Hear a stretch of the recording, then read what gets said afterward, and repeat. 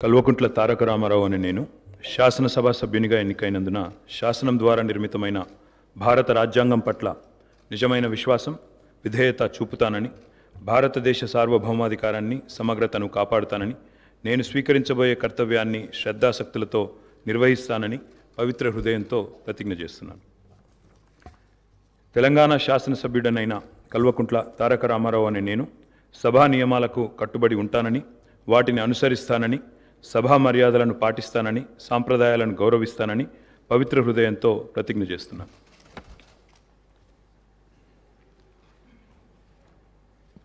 శ్రీ కార్తిపల్లి వెంకటరమణారెడ్డి గారు, శ్రీ కౌశిక్ రెడ్డి పాడి గారు,